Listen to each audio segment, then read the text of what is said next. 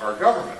But not only the government, but also Argonne National Laboratories, the University of Chicago, and especially the Carnegie Corporation in New York. What's happened is over the last number of years, I've had some quite generous funding that's allowed me to become the director of the Chicago Project on Security and Terrorism, which as part of our work maintains this rather large database. And just in the last 2 weeks, we have finally put our computerized searchable database on the web, on a website, a big hunk of it. It'll be hopefully very helpful for journalists and researchers. And what I hope is going to happen here is we're going to be able to show you our website just for a minute, because I think you'll find it interesting, and then we'll get on to definitely get you the video. But the first thing is just to talk a little bit about the people involved with our project. About CPOS, please. I just want you to know that when I say we're collecting information, I don't just mean in English, and I don't just mean on the web. We actually have a fairly large list of native language consultants.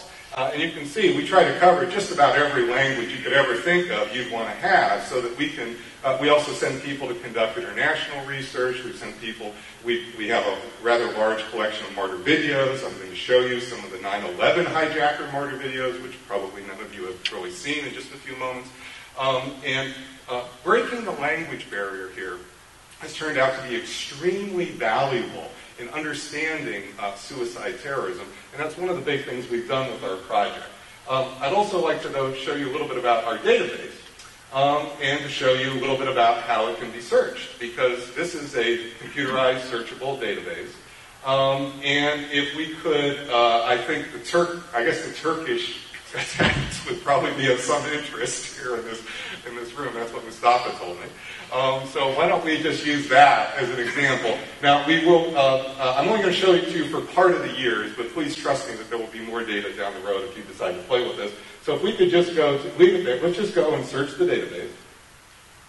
And at least for those 21 years, you can see there were 12 attacks. And let's just pick one of those to view the details on the attack. Go to view details and just pick one. Okay, and if you just kind of scroll down a little bit, you can start to see that we've actually got information here about the attack. And notice also the sources.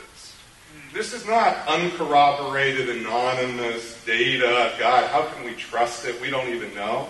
In order to get in my database, the suicide attacker has to be dead, okay? No attempts, no maybes here. They have to actually kill themselves for real, okay? And second, there has to be minimum 2 sources corroborating the events. And we actually have here 4, right? So, and in the future, just in the next month or so, you're going to actually be able to double-click on those sources and go right to the text of the verification itself. So, and this is going to be true for over 2,000 attacks. So this is really, I think, going to help people to understand suicide terrorism around the world, the data. This has been, by the way, the thing that has been most helpful to the government. I spent a lot of time going to NSA, CIA, all the kind of folks who do intel and so forth. And it's because of this verification of the data. They really like the fact that it's not just based on, talking about bloggers. This isn't blogging data. You might also want to go to summary again, please, Mustafa. And with this database, you can go over years. You can just push year, tab, button year.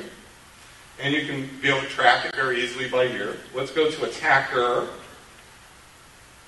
That tells you, notice the blue is women. Notice how many women attackers are. I'm constantly inundated from the media. Every time there's a female suicide attacker, what's happening? It's all new. Well, no, it's not. And you'll be able to see this in great detail in this database. Anyway, I just think that this would be a very helpful source, and I just want to take a moment to show you, and I guess I'm a little proud of it because we just basically got it up. Anyway, and so if we could go back to the talk. So what does the data show? What I want to do now is talk about the data, and I'm going to do it in 2 parts. I'm going to talk about it from 1980 to 2004, the end of 2003. That's kind of like the pre-Iraq database of the suicide attacks around the world. And then I'm going to talk about it from 2004 to 2009, what's happened in the last 5 years. And I think that you'll see why. That's an extremely good, great point here. And so let me just talk first about the first portion of the database from 1980 to 2003. The data shows, here there were 315 completed suicide terrorist attacks around the world. And the data shows that Islamic fundamentalism is not as closely associated with suicide terrorism as many people think. Overall, as I just told you, there were 315 completed suicide attacks worldwide.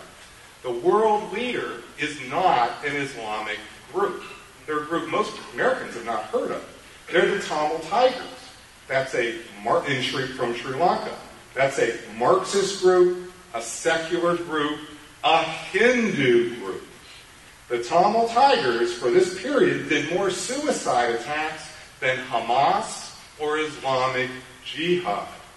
Just think about that for a moment. I wish I had time to show you all the pictures and stuff, but I'll spare you that. Further, at least 30% of all Muslim suicide attacks were by secular groups such as the PKK in Turkey, which is, I don't think I have to tell this audience, is a Marxist group. It's an anti-religious group, so you folks of all folks will know that. Most audiences do not know, I'm afraid, that particular group. During this period, at least 50% of all suicide attacks were not associated with Islamic fundamentalism.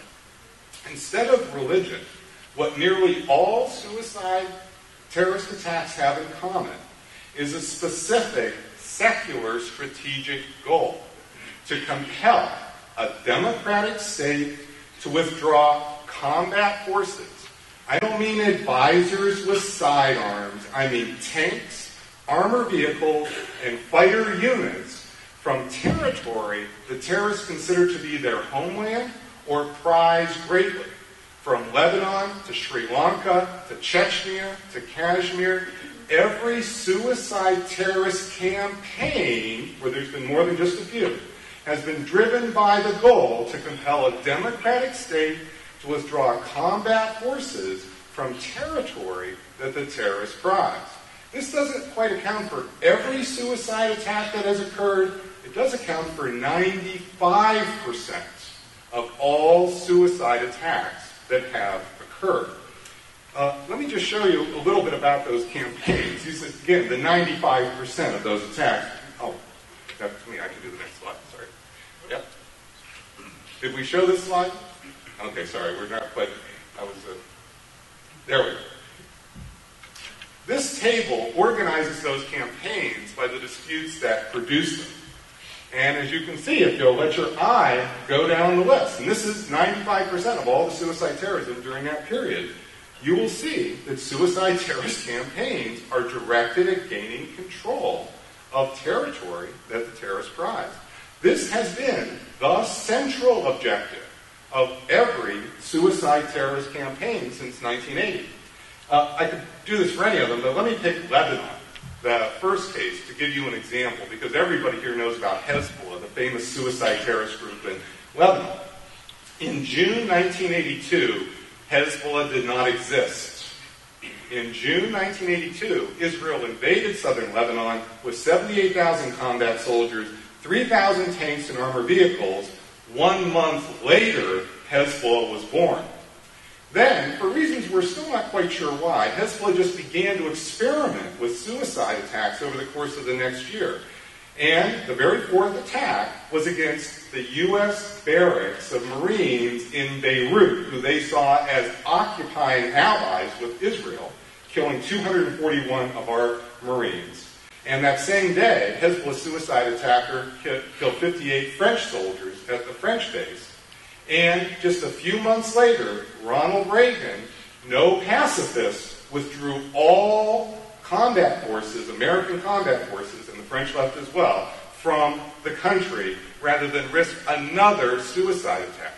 And that event was so important to Ronald Reagan, he wrote a chapter in his memoirs about it, where he states specifically, he was at least honest, he states specifically, the reason he couldn't keep them there was the risk of another suicide attack, given how little interest we actually had in the issue. Israel itself began first to withdraw to a security buffer zone in 1986, and then in 2000, Israel withdrew from southern Lebanon altogether in May 2000.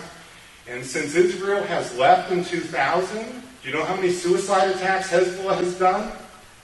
0. Not even during that little dust-up in the summer of 2006 when Israel and Hezbollah had a 4-week war. Which, if this is just about religion, see, because if this is, Hezbollah's still an Islamic fundamentalist group. Okay, if it's looking for any old excuse to get to heaven, that war should have been it. But Israel did not stay in occupied territory for any length of time during that period, certainly. And the truth is, Hezbollah suicide attackers have not followed the Americans to New York, or the French to Paris, or the Israelis to Tel Aviv. It's been zero. I could do this for all the cases, but I think you're starting to get the point, and I want to get to Al-Qaeda because I promised the congressman I would in about 10 minutes. Al-Qaeda fits the pattern. Since Al-Qaeda's suicide attacks began in 1995, the core strategic logic for Al-Qaeda has been to compel American and Western combat forces to leave the Arabian Peninsula. This has been not just an issue, the unifying issue for Al-Qaeda suicide attackers. Can I say next slide? Yeah, next slide. Probably the best way to show you what's driving Al-Qaeda suicide attackers is to show you where they come from.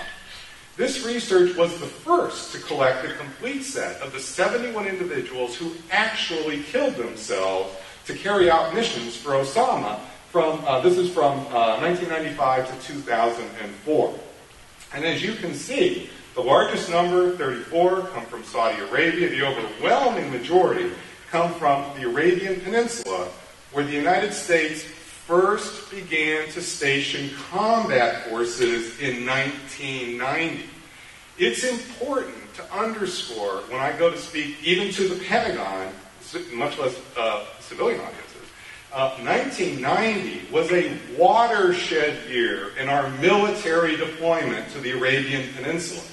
Yes, before 1990, the United States had a few hundred advisors with sidearms on the Arabian Peninsula, mostly a few Marines standing in front of our embassies, but no tanks, no fighter aircraft, no armor units, going all the way back to World War II. 1990 was a watershed year in our deployment. We did it to evict Saddam out of Kuwait, which we did, but then we just never left. We kept between 10 and 30,000 combat soldiers there continuously, and Al-Qaeda's suicide attacks started 5 years later to get us out. Now, not all Al-Qaeda suicide attackers come from Sunni countries where we station combat forces, or about 2/3 do, about 1/3 do not. What about the 1/3 who are transnational? They too are powerfully motivated by the goal to get American and Western combat forces out of Muslim lands, which they see as under occupation, and they see as us as committing military atrocities there. And rather than have me talk about this, I want to show you a video. It'll only be about 4 minutes, but the video is going to include the martyr videos of 6 of the most notorious Al-Qaeda suicide attackers. 2 of the London bombers, the 7/7 bombers, who committed suicide to kill 52 Brits in July 2005. They're transnational, okay, no doubt. We weren't occupying Britain, okay. And 4 of the 9/11 hijackers. And so, now the 2 from Britain will speak to you in English. The 4 of the 9/11 hijackers, we've translated, you'll hear them in Arabic if you know Arabic, but we have translated it and subtitled underneath so you'll be able to follow it. At some point this will all be on our web. This is actually just more of a there's issues here, which I won't go into, but we're getting to that capability. So if we could just play the video.